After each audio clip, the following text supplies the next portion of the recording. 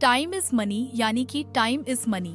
यह कहावत कभी न कभी हम सब ने जरूर सुनी होगी, लेकिन भविष्य में एक वक्त ऐसा आया जब यह कहावत जिंदगी की हकीकत बन गई। समय था सन 2169। यह नतीजा था एक जेनेटिक इंजीनियरिंग का, जिसका मकसद था इंसानों को हमेशा के लिए अमर बनाना और उनकी उम्र 25 साल से ज्यादा बढ़ने ना देना। हालांकि इससे इंसान की उम्र 25 साल तक आकर रुक तो गई, लेकिन 25 साल के बाद इंसान केवल 1 साल ही जिंदा रह सकता था। इंसान जैसे ही 25 साल का होता था तो उसके हाथ में लगी एक डिजिटल वॉच में 1 साल का काउंटडाउन शुरू हो जाता था। जिस पल काउंटडाउन 0 हुआ, उसी पल वह इंसान दम तोड़ देता था। इस वजह से टाइम इतना कीमती हो गया था कि टाइम ही अब सारी दुनिया की करेंसी बन गई। इंसान दिन रात मेहनत करके पैसे नहीं बल्कि टाइम कमाते थे, जिसके बदले वे खाना, पानी और रोजमर्रा की जरूरी चीजें खरीद पाते थे। लेकिन अगर उन्होंने अपना सारा समय खर्च कर दिया तो उनकी मौत हो जाती थी।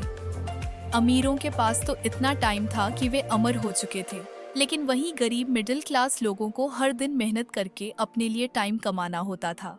हर व्यक्ति के पास केवल 24 घंटे का ही समय होता था, इसलिए वे हर सेकंड मौत के ख्याल में जीते थे। अब देश को अलग अलग टाइम जोन्स में बांट दिया गया था। न्यू ग्रीनिच वह टाइम जोन था जहां केवल अमीर रहते थे, और गेटो टाइम जोन में गरीब मिडिल क्लास लोगों का बसेरा था। गेटो के डेटन शहर में रहने वाला विल भी उन्हीं मिडिल क्लास लोगों में से एक था, जिसकी घड़ी में केवल 23 घंटे ही बचे थे। विल अपनी मॉम रेचल के साथ रहता था। आज विल की मॉम का 50वां जन्मदिन था, लेकिन अब 25 साल के बाद किसी की उम्र नहीं बढ़ती थी, इसलिए विल की मॉम बूढ़ी होने के बावजूद 25 की ही लगती थी। विल अपनी मॉम का बर्थडे सेलिब्रेट करने के लिए पिछली रात ओवरटाइम करके एक शैंपेन की बोतल लाया था, लेकिन विल की मॉम ने उससे कहा कि वह आज काम से बाहर जा रही है और कल रात तक सारे बिल्स और लोन की ईएमआई चुकाकर वापस लौटेगी, और तब उसके पास लगभग सारा समय खर्च हो जाएगा। इसलिए उसने विल को बस स्टॉप पर मौजूद रहने को कहा, ताकि उसका सारा टाइम खत्म होने से पहले वह विल से कुछ टाइम ले सके। इस पर विल ने भी वादा किया कि वह समय पर पहुंच जाएगा और उसके बाद वे दोनों बर्थडे सेलिब्रेट करेंगे। विल की मॉम ने उसके हाथ को छूकर उसकी वॉच में 30 मिनट ट्रांसफर किए, ताकि विल अच्छा नाश्ता खरीद कर खा सके। इसके बाद दोनों अपने अपने काम पर निकल गए। विल फैक्ट्री पहुंच गया। काम शुरू करने से पहले वह कॉफी लेने आया। उसी वक्त दुकानदार ने कॉफी और सारी चीजों के दाम बढ़ा दिए। पहले जो कॉफी 3 मिनट की मिलती थी, अब वह 4 मिनट की मिल रही थी। दुकानदार इसी तरह जब चाहे तब चीजों के दाम बढ़ा देते थे। विल ने कॉफी के लिए अपने समय से 4 मिनट पे किए और काम पर लग गया। दिन भर के काम के बाद रात के वक्त विल एक बार में आया, जहां उसका जिगरी दोस्त बोरेल भी मौजूद था, जो अव्वल दर्जे का शराबी था। विल बोरेल को घर ले जाने आया था, क्योंकि घर पर उसकी पत्नी उसके लिए परेशान हो रही थी, लेकिन बोरेल वहां से जाने को तैयार नहीं था। उसने एक आदमी की ओर इशारा कर विल को बताया कि वह आदमी सबको फोकट की दारू पिला रहा है। यह सुनकर विल ने उस आदमी की वॉच को देखा। उस आदमी के पास 116 साल का समय था। यह आम बात नहीं थी, क्योंकि गेटो में लोगों के पास ज्यादा से ज्यादा 2 दिन ही होते थे, और अगर उससे ज्यादा समय किसी के पास हो तो लुटेरे उसका टाइम चुरा लेते थे। विल उस आदमी के पास आया और उसे सतर्क करने लगा कि यहाँ चोर लुटेरों का खतरा है, इसलिए उसे अपने टाइम की हिफाजत करने के लिए इसी वक्त यहाँ से निकल जाना चाहिए। लेकिन उस आदमी को जैसे अपने टाइम की कुछ पड़ी ही न हो। तभी उस बार में फोर्टिस नाम का एक गैंगस्टर अपनी गिरोह के साथ आ धमका, जिसे देख सारे लोग बार से निकल भागे। बोरेल भी विल को खींचकर वहां से ले जाने लगा, लेकिन विल ने बोरेल को वहां से जाने को कहा और खुद छुपकर सब देखने लगा। फोर्टिस हैमिल्टन का सारा टाइम लूटने आया था, पर अपने शिकार को लूटने से पहले फोर्टिस उन्हें एक टाइम फाइट के लिए चैलेंज करता था। यह टाइम फाइट आर्म रेसलिंग की तरह थी, जिसमें फाइटर्स को एक दूसरे की कलाई पकड़नी होती थी और अपने विरोधी की कलाई नीचे करनी होती थी। जिस भी फाइटर की कलाई नीचे होती थी, उसका टाइम घटने लगता था और वह टाइम उसके ओपोनेंट के हाथ में ट्रांसफर होने लगता था। इस तरह इस टाइम फाइट में जीतने वाला व्यक्ति सारा समय ले जाता था और हारने वाले की मौत हो जाती थी। फोर्टिस ने हैमिल्टन को भी टाइम फाइट के लिए चैलेंज किया। इस पर हैमिल्टन ने फोर्टिस से कुछ समय की मोहलत मांगी और बाथरूम में आकर बेतहाशा उल्टियां करने लगा। हैमिल्टन को काफी चढ़ गई थी, इसलिए उसका हारना तय था। विल भी उसी बाथरूम में छुपा हुआ था। मौका मिलते ही वह हैमिल्टन को लेकर बार से भाग निकला और उसे फोर्टिस से बचाकर एक सुरक्षित जगह पर ले आया। विल हैमिल्टन के पास इतना सारा टाइम देखकर समझ चुका था कि वह न्यू ग्रीनिच टाइम जोन से है। विल ने चिढ़कर हैमिल्टन से कहा, तुम जानबूझकर अपना टाइम बर्बाद क्यों कर रहे हो? इस पर हैमिल्टन मुस्कुराया और विल से पूछा, तुम्हारी उम्र कितनी है? विल ने बताया, 28 साल। हैमिल्टन ने कहा, मेरी उम्र 105 साल है और अब मैं जिंदगी से थक चुका हूँ। और ऐसी जिंदगी का भी क्या मतलब जो गरीब मजबूर लोगों की मौत से मिली हो? यह सुनकर विल ने हैरानी से पूछा, आखिर तुम कहना क्या चाहते हो? इस पर हैमिल्टन ने कहा, लगता है तुम अब तक हकीकत से अनजान हो। क्या तुमने कभी सोचा है कि इस दुनिया में अलग अलग टाइम जोन्स क्यों बनाए गए हैं? आखिर क्यों तुम्हारे टाइम जोन गेटो में किसी भी वक्त चीजों के दाम और टैक्स बढ़ा दिए जाते हैं?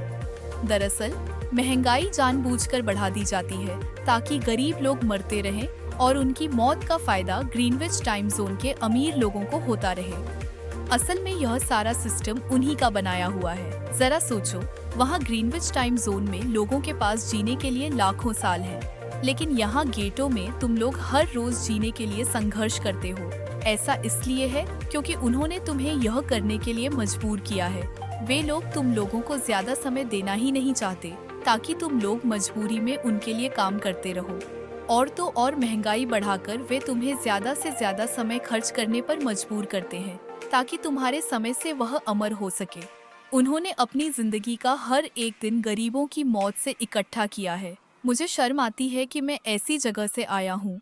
यह सब सुनकर विल को झटका लगा। हैमिल्टन ने विल से आगे पूछा, अगर तुम्हारे पास मेरे जितना समय होता तो तुम क्या करते? विल ने मुस्कुराकर कहा, मैं समय देखना छोड़ देता, लेकिन मैं समय को बर्बाद नहीं करता। इसके बाद विल ने हैमिल्टन से कहा, आज रात हमें यहीं रुकना होगा। सुबह तक खतरा टल जाएगा, तब तुम वापस अपने घर लौट जाना। इस तरह वह रात गुजर गई। अगली सुबह जब विल नींद से जागा तो देखा कि हैमिल्टन वहां से गायब था। तभी विल ने अपनी घड़ी में नजर डाली। विल की घड़ी में 116 साल हो चुके थे। इसी दौरान विल की नजर विंडो पर पड़ी जिस पर लिखा था, मेरा समय बर्बाद मत करना। यानी कि हैमिल्टन ने अपना सारा समय विल को दे दिया था। तभी विल ने हैमिल्टन को दूर एक ब्रिज के छोर पर बैठे देखा।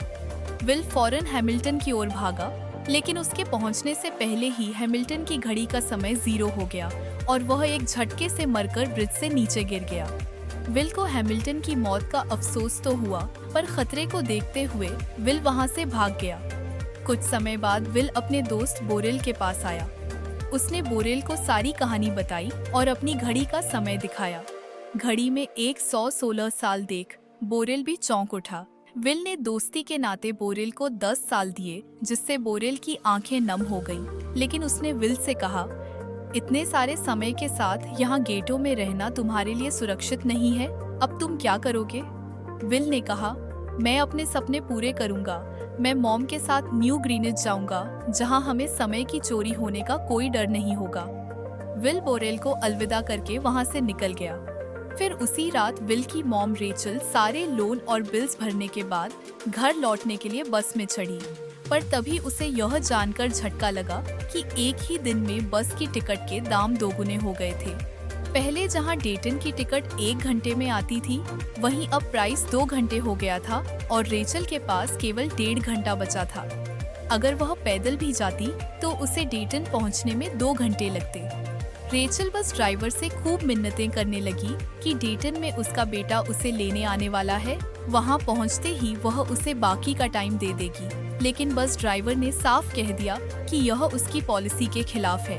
उस वक्त बस में ढेर सारे पैसेंजर सवार थे, पर किसी ने रेचल की मदद नहीं की। इतने में ही बस वहां से निकल गई। रेचल के पास ज्यादा टाइम नहीं बचा था, इसलिए वह दौड़ती हुई ही घर की तरफ भागने लगी।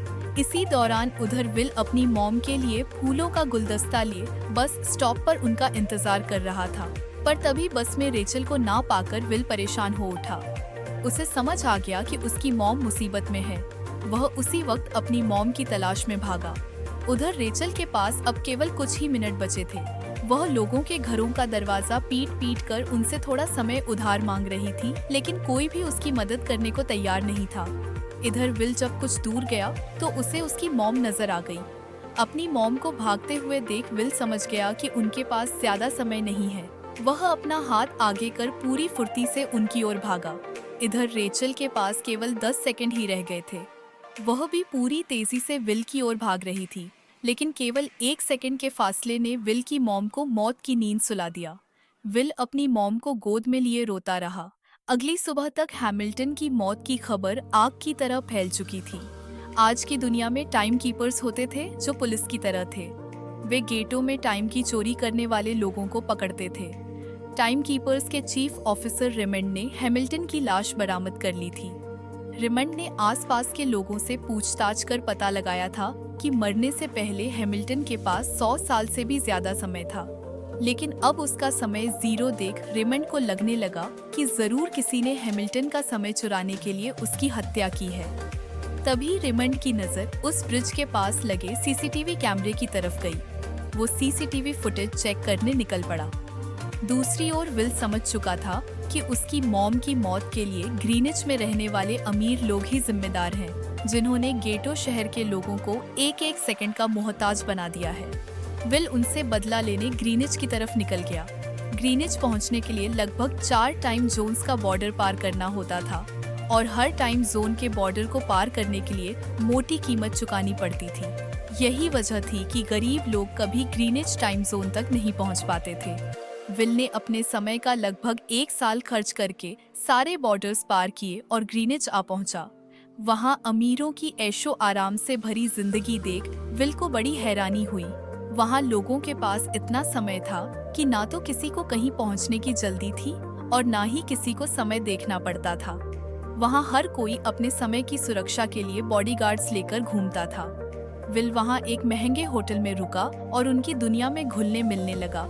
इसी दौरान दूसरी ओर टाइम कीपर रेमंड हैमिल्टन की मौत के वक्त का सीसीटीवी फुटेज चेक कर रहा था। हालांकि कैमरे ने हैमिल्टन को ब्रिज से गिरते हुए रिकॉर्ड नहीं किया था, लेकिन उस फुटेज में विल ब्रिज के पास खड़ा नजर आ रहा था, जिससे रेमंड की नजरों में विल ही हैमिल्टन का कातिल बन चुका था। रेमंड ने फौरन विल की तलाश शुरू कर दी। दरअसल टाइम कीपर्स का काम केवल टाइम के चोरों को ही पकड़ना नहीं था, बल्कि वह यह भी देखते थे कि सिस्टम सही से काम करता रहे। टाइम कीपर्स के पास सभी टाइम जोन का डाटा होता था, जिससे उन्हें पता चलता था कि किसी टाइम जोन में हर एक व्यक्ति का एवरेज टाइम कितना है। जैसे कि गेटो में लोगों का एवरेज टाइम 1 दिन होता था। इस डाटा के मुताबिक अगर विल गेटो शहर में होता तो गेटो शहर का एवरेज टाइम बढ़ा हुआ दिखाई देता। इससे रेमंड समझ गया कि विल गेटो शहर में नहीं है। तभी रेमंड की टीम ने सीसीटीवी कैमरे के जरिए विल को गेटो से ग्रीनविच जाते हुए देख लिया। रेमंड उसी वक्त अपनी टीम के साथ ग्रीनविच शहर की ओर रवाना हो गया। दूसरी ओर ग्रीनविच शहर में विल एक कसिनो में आया। विल गैम्बलिंग में माहिर था, उसके लिए अमीरों से पैसे निकलवाने का यह सबसे बेहतर तरीका था। विल ने फिलिप वाइस नाम के एक रईस आदमी के साथ पोकर की बाजी खेली। उसने अपना सारा समय दांव पर लगा दिया और अपने हुनर की बदौलत फिलिप से 1001 साल जीत लिए। हालांकि फिलिप एक बैंकर था, उसके लिए 1000 साल चिल्लर की तरह थे, क्योंकि उसने गरीबों को ऊंची ब्याज दरों में टाइम लोन देकर करोड़ों साल जमा कर लिए थे। फिलिप विल की गैम्बलिंग की कला से काफी प्रभावित था। उसने विल को अपनी बेटी सिल्विया से मिलवाया। सिल्विया भी विल की शख्सियत से काफी प्रभावित थी। उसने विल को कल रात अपने घर पार्टी पर इनवाइट किया। फिर अगली शाम विल एक नई नवेली कार खरीदकर फिलिप की पार्टी में पहुंचा। वहीं विल और सिल्विया की बातचीत बढ़ी और सिल्विया मन ही मन विल को दिल दे बैठी।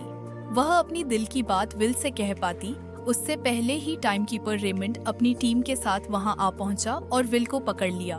उसने पहले तो विल का सारा समय जब्त कर लिया और उसे केवल 2 घंटे दिए।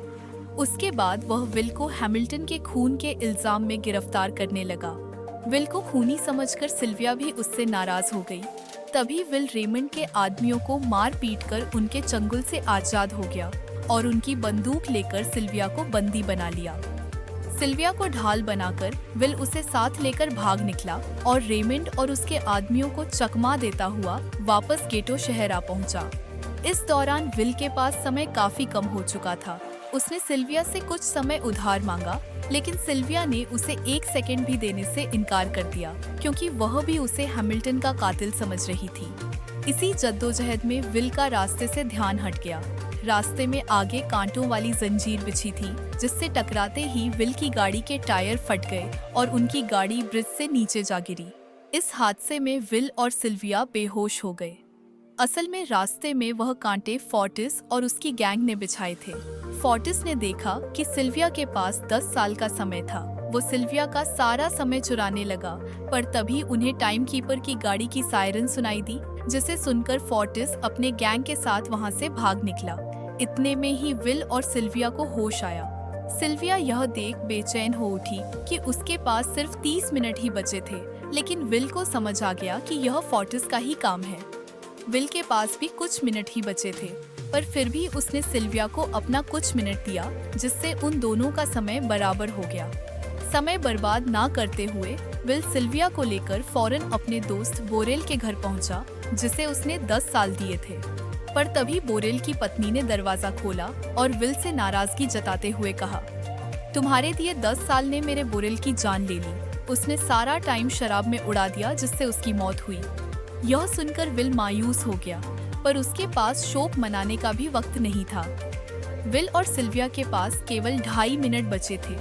सिल्विया बहुत ज्यादा पैनिक होने लगी। तभी विल ने सिल्विया के कानों में ईयरिंग देखी, जो हीरे की थी। उसे बेचकर विल और सिल्विया को 2 दिन का टाइम मिल गया। इसके बाद विल सिल्विया को लेकर फोन बूथ पर आया। उसने सिल्विया के पिता फिलिप को कॉल किया और बताया कि उसकी बेटी अब तक सही सलामत है। उस वक्त रेमॉन्ड भी फिलिप के पास ही मौजूद था और विल को भी इसका अंदाजा था। विल ने सिल्विया को छोड़ने के बदले 10,000 साल की फिरौती मांगी और टाइम बैंक के जरिए वह 10,000 साल गरीब लोगों में बांटने को कहा और कल सुबह तक का समय दिया। हालांकि फिलिप के लिए यह रकम कुछ भी नहीं थी, पर फिलिप किसी भी कीमत पर गरीबों को समय नहीं बांटना चाहता था। उधर विल सिल्विया को अपने घर ले आया था, जहां वे दोनों सुबह होने का इंतजार कर रहे थे। इसी दौरान सिल्विया ने विल से पूछा कि उसकी फैमिली कहाँ है। इस पर विल ने बताया कि पिछली रात ही समय की कमी के कारण उसकी मॉम की मौत हो गई। यह सुनकर सिल्विया को भी एहसास हुआ कि यहाँ गरीब लोग पल पल मौत के खौफ में जीते हैं। इस बात का एहसास होते ही सिल्विया को भी विल से हमदर्दी होने लगी। अगली सुबह बैंक खुलते ही विल और सिल्विया खिड़की से बैंक पर नजर रखने लगे, लेकिन बैंक ने गरीबों में समय नहीं बांटा। सिल्विया यह देख बहुत मायूस हो गई कि समय के आगे उसके पिता के लिए अपनी बेटी की भी कोई कीमत नहीं थी। सिल्विया को एहसास हो गया कि उसके पिता केवल बिजनेसमैन नहीं हैं, बल्कि वह इस सिस्टम के गार्डियन यानी कि संरक्षक भी हैं। वह गरीब लोगों की मौत से अपनी जिंदगी के साल जमा करते हैं। सिल्विया को यूं मायूस देख विल ने उसे वापस घर भेजने का फैसला किया। वह उसे फोन बूथ पर ले आया और उसके पिता को कॉल करके मदद बुलाने को कहा। इस दौरान विल ने सिल्विया को अपनी सुरक्षा के लिए एक गन भी दे दी और वहीं सड़क किनारे बैठ गया। उधर सिल्विया फोन पर अपने पिता से बात कर रही थी। तभी टाइमकीपर रेमंड चुपके से वहां आ पहुंचा और विल पर गन तानकर पीछे से उसकी ओर बढ़ने लगा। विल उसे देख नहीं पाया। रेमंड विल पर गोली चलाने ही वाला था कि तभी सिल्विया ने रेमंड को देख लिया और घबराहट में रेमंड पर गोली चला दी। यह देख विल घबराकर रेमंड के पास आया। हालांकि वह गोली रेमंड के हाथ को छूकर निकल गई थी, इसलिए रेमंड सिर्फ घायल हुआ था। विल ने रेमंड की घड़ी देखी। रेमंड के पास केवल 2 घंटे बचे थे। दरअसल टाइम कीपर को भी सैलरी के तौर पर हर रोज 1 दिन का ही समय मिलता था। उन्हें टाइम खत्म होने के बाद अपनी गाड़ी में लगे टाइम कैप्सूल से दोबारा समय लेना पड़ता था। लेकिन विल ने रेमंड की मदद करते हुए उसे 2 घंटे उधार दे दिए और उसकी कार लेकर ही सिल्विया के साथ फरार हो गया। रेमंड को गोली मारकर अब सिल्विया भी फंस चुकी थी। हालांकि विल ने सिल्विया से कहा कि वह अभी इन सब से निकल सकती है, लेकिन ग्रीनविच में सिल्विया की जिंदगी पिंजरे में कैद पंछी की तरह थी। बिना किसी मकसद के वह बस जिए जा रही थी। पर यहाँ आकर उसे आज़ादी और रोमांच का एहसास हो रहा था जो पहले कभी नहीं हुआ था। और अब हालात ने उसे एक नया मकसद भी सौंप दिया था। अब वह भी गरीबों को उनका हक दिलाने में विल के साथ थी। बस फिर क्या था, विल और सिल्विया ने मिलकर अमीरों को लूटना शुरू कर दिया। उन्होंने सिल्विया के ही पिता फिलिप के कई सारे बैंकों में डाका डाला, क्योंकि फिलिप ने गरीबों की मौत से ही वह सारा समय इकट्ठा किया था। बैंकों में समय एक टाइम कैप्सूल डिवाइस में स्टोर रहता था। विल और सिल्विया टाइम कैप्सूल से भरी बैंकों की तिजोरी खाली करने लगे और उन्हें गरीबों में बांटने लगे। इस तरह वे गरीबों के मसीहा बन चुके थे और टाइम कीपर्स के लिए सिरदर्द। रेमंड ने विल और सिल्विया के सिर पर 10 साल का इनाम रख दिया था और अब उस इनाम को पाने के लिए गैंगस्टर फोर्टिस अपनी गैंग के साथ चप्पे चप्पे पर उन दोनों की तलाश कर रहा था। लेकिन विल और सिल्विया हर रोज अपना ठिकाना बदलते रहते थे, जिससे वह किसी के हाथ नहीं आते थे। हाल ही में वह दोनों एक होटल में छुपे हुए थे। उनके पास इतना समय था कि उन्होंने पूरे होटल को ही बुक कर लिया था। फिर उस रात फोर्टिस उसी इलाके में विल और सिल्विया की तलाश कर रहा था। इसी दौरान उसने आसपास के कुछ लोगों को बंदूक के बल पर इकट्ठा किया और उनसे विल और सिल्विया का पता पूछा। हालांकि उन लोगों पर विल और सिल्विया के इतने एहसान थे कि वे मरने को तैयार थे, पर विल और सिल्विया का पता बताने को राजी नहीं थे। लेकिन तभी एक आदमी ने मौत के डर से फोर्टिस को उस होटल का पता बता दिया जहां विल और सिल्विया छुपे हुए थे। इसी दौरान उधर विल और सिल्विया होटल रूम में प्यार के फूल खिला रहे थे। तभी कमरे का दरवाजा तोड़कर फोर्टिस और उसके आदमी अंदर घुस आए और विल को धर दबोचा। अब विल और सिल्विया का उनसे बच पाना नामुमकिन था, लेकिन इतनी मुश्किल से हाथ आए विल को फोर्टिस आसानी से खत्म नहीं करना चाहता था। फोर्टिस ने विल को एक टेबल पर बिठा दिया और उसे टाइम फाइट के लिए चैलेंज किया। हालांकि विल जानता था कि वह हारे या जीते, फोर्टिस के आदमी उसे मार ही डालेंगे, लेकिन विल ने चैलेंज एक्सेप्ट किया। फोर्टिस और विल ने एक दूसरे की कलाई पकड़ ली और इसी के साथ मौत का खेल शुरू हुआ। फोर्टिस माहिर खिलाड़ी था। उसने शुरुआत में ही विल का हाथ नीचे कर दिया, जिससे विल का समय फोर्टिस में ट्रांसफर होने लगा। फोर्टिस अपनी बाजुओं का पूरा जोर लगा रहा था, पर विल कोई दम ही नहीं दिखा रहा था। लग रहा था वह जानबूझकर हार रहा हो। विल के पास अब केवल कुछ ही सेकंड बचे थे। यह देख फोर्टिस को अपनी जीत का पूरा यकीन हो गया। ओवर कॉन्फिडेंस में उसने पकड़ ढीली कर दी। यह विल की ट्रिक थी। मौका पाकर विल ने फोर्टिस का हाथ नीचे कर दिया। अब विल के बाजुओं की ताकत के आगे फोर्टिस ढीला पड़ चुका था। वह बस हारने ही वाला था। यह देख फोर्टिस के आदमियों का ध्यान फोर्टिस की घड़ी पर अटक गया। इतने में ही मौका पाकर विल ने अपने जूते से गन निकाली और पलक झपकते ही फोर्टिस के सारे आदमियों को शूट कर दिया। इसी के साथ फोर्टिस का टाइम 0 हो गया और वह भी बेमौत मारा गया। विल और सिल्विया फौरन वहां से भाग निकले। इसी दौरान उन्होंने देखा कि अमीरों ने सारा खेल पलट दिया था। विल और सिल्विया ने गरीबों में जितना भी समय बांटा था, उन सब की वैल्यू अब कुछ भी नहीं रही थी, क्योंकि अमीरों ने महंगाई की दर को कई गुना बढ़ा दिया था। यह देख विल हारा हुआ महसूस करने लगा। उसने सिल्विया से कहा कि अब सब खत्म हो चुका है। अगर वे लोगों में 1000 साल भी बांट दें, तो अमीर लोग महंगाई को और ज्यादा बढ़ा देंगे, जिससे लोगों की हालत कभी नहीं सुधर पाएगी। इस पर सिल्विया ने कहा, तो फिर हमें लोगों की हालत सुधारने के लिए उन्हें कितने साल देने होंगे? इस पर विल ने कहा, लगभग 10 लाख साल। अगर हमारे पास लाखों साल हो तभी हम महंगाई को मात दे सकते हैं। हालांकि यह नामुमकिन था, पर सिल्विया ने इसके लिए एक प्लान सोच रखा था। अगली ही सुबह जब फिलिप अपने दर्जनों बॉडीगार्ड्स के साथ अपने ऑफिस पहुंचा, तभी सिल्विया वहां आई और उसने अपने पिता से कहा कि वह सरेंडर करना चाहती है। तब सारे गार्ड्स ने सिल्विया पर गन तान दी, लेकिन तभी पीछे से गार्ड के भेष में विल वहां आ पहुंचा और उसने फिलिप के सिर पर गन अड्डा दिया। विल और सिल्विया ने फिलिप के लॉकर से एक टाइम कैप्सूल चुरा लिया, जिसमें 10 लाख साल मौजूद थे। उस टाइम कैप्सूल का एक साल गरीबों की ही मौत से आया था, जिसे फिलिप और उसके जैसे सारे अमीरों ने दबा रखा था। विल और सिल्विया वो टाइम कैप्सूल ले भागे। उधर रेमंड को जब यह बात पता चली, तो वो फौरन विल और सिल्विया के पीछे लग गया, क्योंकि अगर वह 10 लाख साल गरीबों को मिल जाते, तो गेटो टाइम जोन का हर एक इंसान अमर हो जाता और अमीरों का बनाया पूरा सिस्टम तहस नहस हो जाता। रेमंड ने विल और सिल्विया को पकड़ने के लिए अपनी पूरी जान लगा दी, लेकिन वो उन्हें रोक नहीं पाया। विल और सिल्विया रेमंड को चकमा देकर गेटो शहर आ गए और वह टाइम कैप्सूल एक सुरक्षित हाथों में सौंप दिया। इसके बाद वे रेमंड से भागते हुए एक सुनसान जगह पर आ पहुंचे। उधर उस टाइम कैप्सूल में मौजूद लाखों साल को बांटकर डेटन शहर के लोग अमर होते जा रहे थे, लेकिन वहीं विल और सिल्विया के पास बहुत ही कम समय बचा था। बदकिस्मती से उसी पल रेमंड ने उन्हें पकड़ लिया। रेमंड ने विल को धमकी देते हुए कहा, अगर अपनी जान की खैरियत चाहते हो तो चुराया हुआ सारा समय वापस कर दो। तब विल ने उसे अपनी घड़ी का समय दिखाया। विल और सिल्विया के पास खुद केवल कुछ ही मिनट बचे थे।